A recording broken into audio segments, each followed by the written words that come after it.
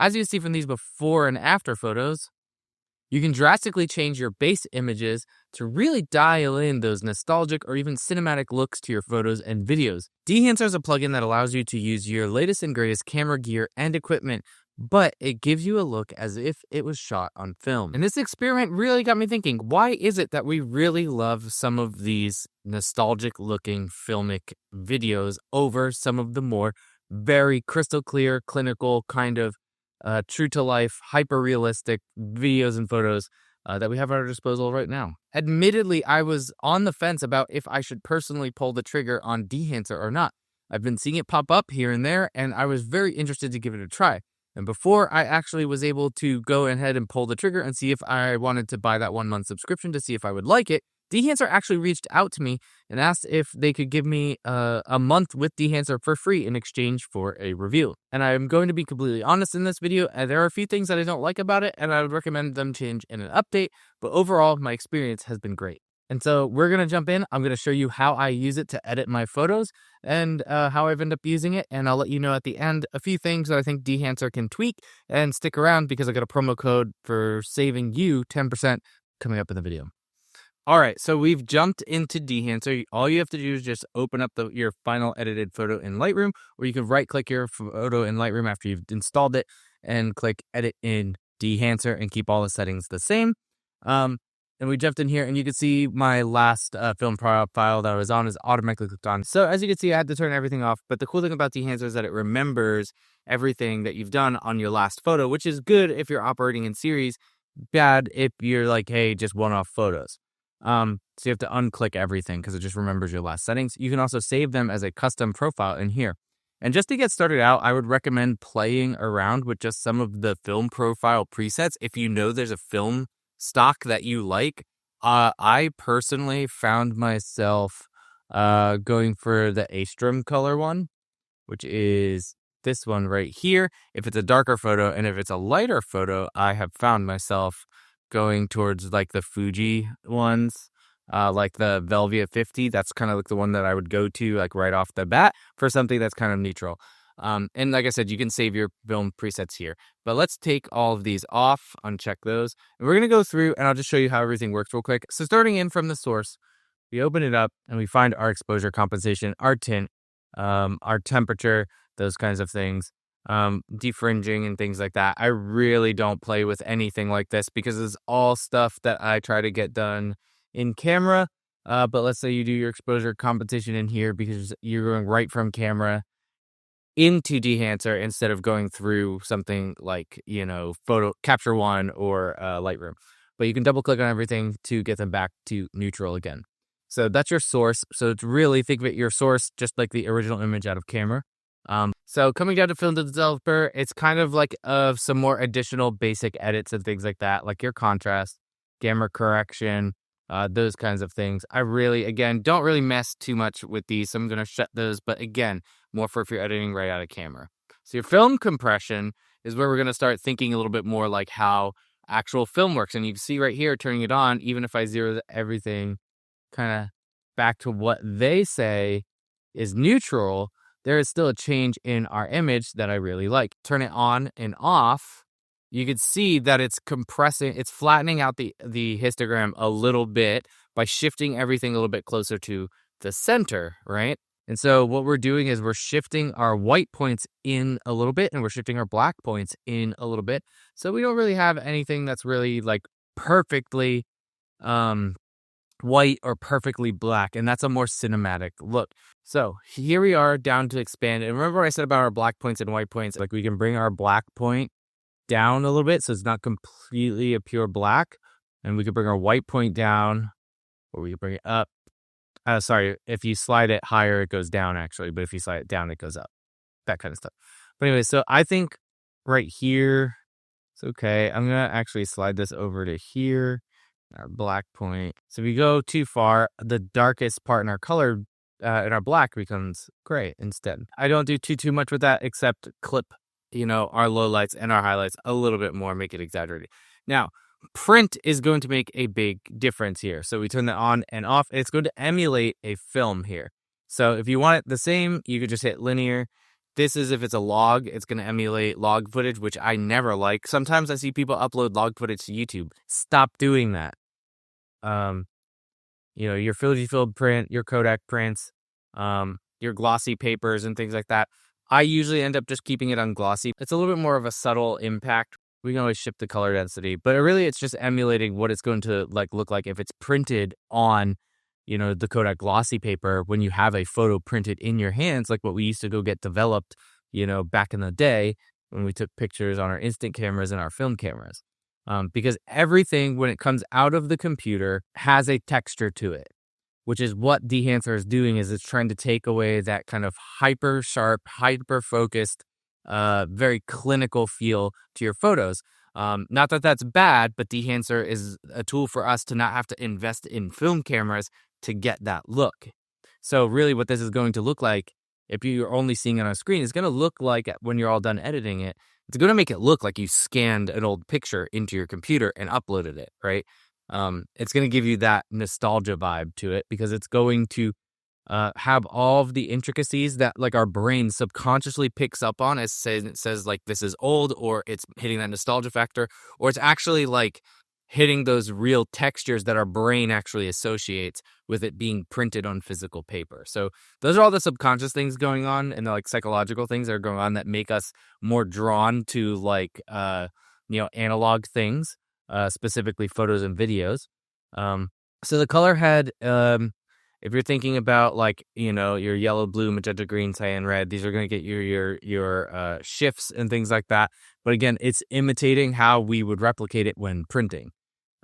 It's not trying to replicate it how we would on a computer. So we're not going to really mess with those. You can also tint your shadows here, so you could do a little bit of color grading in here. But here's the thing that I actually find myself using all the time is the film grain, the halation, and the bloom. Why? Because the film grain in Lightroom or Photoshop, in Lightroom, you turn it on and it just kind of looks a little bit like it's digital noise, and it all kind of looks the same. Whereas grain from a film camera acts a little bit differently than digital noise does, right? Whereas the amount of thought put into this film grain here, I love, right? Because it'll mimic all of your different millimeter films here. And so essentially 8 millimeter is the smallest, but it will actually give you the most amount of grain, especially if your ISO is higher. So you can see the ISO there is 500 to 50 and 50. And just like your digital camera, your higher ISO is going to give you more noise. But the size of the grain and the shape and patterning of it is going to be different. And this doesn't just look like it's like a grain image that was laid on top of it in Photoshop and screened on top, which is fine. It's passable.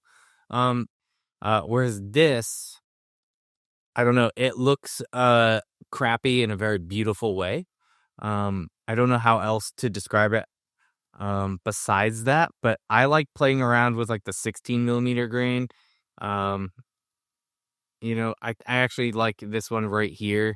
I love what it's doing in the background of my image here. I love that, how film on on an out of focus background looks there.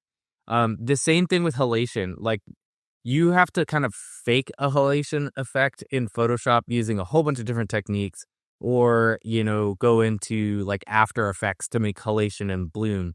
Halation is probably the hardest thing to mimic because you have to take everything into Photoshop to do that, and you have to play with layers and all of this different stuff. Whereas here, you turn it on and boom, it's already kind of naturally interacting with the photo in a really organic way. And so what halation is going to do is it's going to give you that kind of red cast around where your highlights are. So you could see anywhere where there's a nice contrast between your brightest whites and then something that goes into more of the midtones area there. And we could see it on our histogram in the red channel there. So that's what we're seeing in these areas right here and here and here. And if you the more contrast you have in the image, like let's say you're shot at night and you have a bright neon sign or you have a light bulb in the background, you're going to see a lot more of that. It's going to be a little bit more exaggerated. And like I said, there's not really a good, easy way to mimic this in Photoshop or Illustrator. And if you find yourself needing to do that a lot, like this is going to come in clutch. And your bloom, I'm going to turn the other ones off just so I could highlight the bloom here. So the bloom, if you're familiar with like those mist filters, that's going to mimic what bloom is for you. And so you'll see, again, this interacts with kind of the highlights here. It gives you that dreamy look, like your blacks become not quite black, your midtones become a little bit more muted, and then your highlights start to get a little bit of this kind of like haze to them. So if we turn both of those on together, you usually see the halation stack with the bloom pretty nicely. And with the halation, and bloom, a little bit goes a long way. So I usually keep these more around here. It's a little bit more tasteful. And then no remjet. I usually keep it on here. The remjet off is really going to give you some really, crazy stuff there. But this is good. And then we can see our before and our after, our before and our after. Don't forget to like this video if you're finding any of this helpful. And let me know if you are actually going to give Dehancer a shot after this video. You can always download the free trial and poke around, see if you like it or not. Film damage, right? So you can see these scratches and dust and that kind of stuff. And you can refresh it and it will just keep on generating new ones. But you could see the scratches and then you could see the black marks for the dust as well. And again, 8mm is really gonna exaggerate it quite a bit, whereas like the 65, all of it's smaller. It's really hard to notice. There's a little white pop here and here. It's a little bit of white there, and that's just like tear in the papers or scratches on your negatives and things like that. It's a little bit here, so you can play around to get something that you like. And then the overscan. Again, more for like a video effect. It just looks like you're taking a picture of like an overscanned thing. I don't really find myself using it all that much. I believe in this product so much that I actually became an affiliate of it because I've been using it on so many different things. I think it just adds a nice level of polish or grit, if you will, because it dehances, right? To your photos, your videos, your graphic design work, everything that Dehancer has a plugin for. I literally find myself playing around with it and loving what I come up with. So you could save 10% right now if you want to check out Dehancer. Maybe you want to check it out for a month and just pay for one subscription, see if you like it or not. Save 10% by using code Flannery at checkout, and that'll help me out because I'm an affiliate too. You save 10%. It's just, we help each other out in the photography world. I'm going to just throw what I would normally do through most of my images, right? So what I've been doing is I've been correcting them in Lightroom. So this has my basic edits and a tiny amount of color grading, not much. And so my camera profile has been put on this. And so like I said, you can go through here and find some really good film stocks here. If you know what you want ahead of time, like I said, I usually mess around with a lot of the Fuji stuff. The Velvia 50 is usually a pretty good pick. Let's turn that one on. It's okay. Not too extreme. We're going to go through here and just show you how I would do these adjustments real quick. I realized I'm supposed to be narrating this. This is how much fun it is to play around with this thing. Yeah, so we got our before and our after, and it went from just like, hey, here's an abandoned building I took to, hey, here's the abandoned building where we find a bunch of stuff we're not supposed to. Oh, as you can see, it saved all my old settings here. And this looks like it could be an old photograph of your grandmother if we, fast forwarded 50 years into the future, right? So here's the normal one. And like I said, play around with some of these if you're like, I don't know really where to start, and kind of see what it's doing that you like, One thing that's like not great about Dehancer is that you can't batch edit. You can do that with other plugins, but you can't do it with this, and that doesn't make a lot of sense to me, especially because other plugins can do it. So let's say we wanted to go through and take care of some of these things for a client who wanted their wedding photos, or was like, hey, I run like a record store. I would love to have all of my photos look like they're shot on film. Um, could you do that for me? And you'd normally be able to say yes. It would just be time consuming. So if you could batch edit all of your, like, let's say you have 20 final photos you're delivering, and you could batch edit all of them and be like, look, I have my halation, my foam grain, my bloom dialed in, and I need to deliver all of these that way. I would say like that would be a huge plus to add or bake into Dehancer, because I can actually see myself doing that. I've already started pitching some of that to some of our clients as well. So here's another one that I went out and took the other day. I drove by this thing. I thought it was pretty cool. So I took a picture of it. And here's it with all of the settings that I just had turned on onto it. I think the halation could be bumped up a little bit more. There's not much, but it's coming in from the side here. And that naturally happened because I was using a really wide angle. I think I shot this at like 14 millimeters. So there was some stuff that crept in from the sides here, but you do see some halation coming in the corner of the photo here. Again, this is just like all stuff you wouldn't be able to do quickly or easily in Photoshop, or Lightroom doesn't have it. I am really just digging this so much. Oh yeah, you could do that. These ones with the no remjet here, that I am really loving that. And like I said, here's my before. Very minimal editing. All I did was just crop to the 1.85 to 1 ratio, line everything up, and I played a little bit with the contrast, because I slightly the shadows, because I slightly underexposed this. But this really, like, you make this square, that's an album cover for someone. And what I've also found is that if you use a like not so great lens, like a really cheap lens, like, you get better results knowing you're going to go into Dehancer with it. So I intentionally went and tested this with a dispo lens. So one of the disposable lenses that comes from like an instant Fujifilm camera that has like 20 shots and you get developed somewhere. They take the lens out of that, 3D print it into your house and put it on there for you. Where you're just kind of like stuck with that focal length, and you're stuck with that aperture setting, and you just kind of have to make do with it. But it's a crappy plastic lens with one element, and being limited to that also, helped me to kind of like get some really good results. So highly, highly, highly recommend giving Dehancer a look. The few things that I will say about Dehancer is, like I said, it needs to have batch editing. At this point, it's like I I have a hard time wanting to do this for clients when I know I might deliver 60 photos, 70, 100 photos for an event.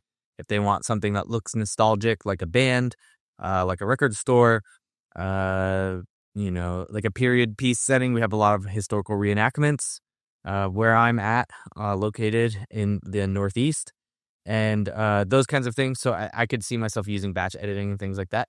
The other thing too is I wish we could play a little bit more with the type of film damage that we had. Like if we only want the kind of like white stuff on it, or if we only want the black stuff on it. Besides that, there really isn't any negatives that I think Dehancer would have to change. Especially because Dehancer lets you buy it for life. It's not a subscription only. You can pay for a month-to-month subscription. You can pay for a multi-year subscription, or you could just pay one upfront, sum of money, and it's yours and you have it. Which is, I love that. That's what I did with Topaz. That's what, I do with like as much things as I can in our nickel and dime death by a million cut subscription model world that we live in right now. So I'd highly recommend checking that out. They're good guy Dehancer, letting you buy it for life. And because I was carrying around, I think it's because I was carrying around for like 5 days, a disposable lens on a $3,000 camera. Knowing that, it's kind of like forced me to try and like take different kinds of pictures than I normally would. I know this sounds really weird, but like I didn't even always care if things were out of focus and like I missed my subject sometimes, because it felt like it was from one of those old cameras where you couldn't control the shutter speed and you couldn't control if things were in or out of focus, right? It was just kind of like you point and you shoot those, and maybe you could turn the flash on and off. Those are the only things you could control.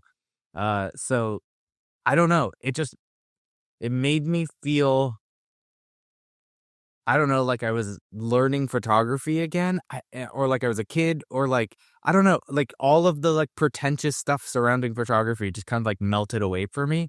So I think just knowing that you're going to come into this program was actually pretty freeing. Uh, just go out and shoot. I don't know. Uh, would recommend. Thanks for watching. You should click on another one of my videos that's popping up right here or right here. Which one looks better to you? You should click on that one and watch it. Don't forget to subscribe if you made it this far into the video.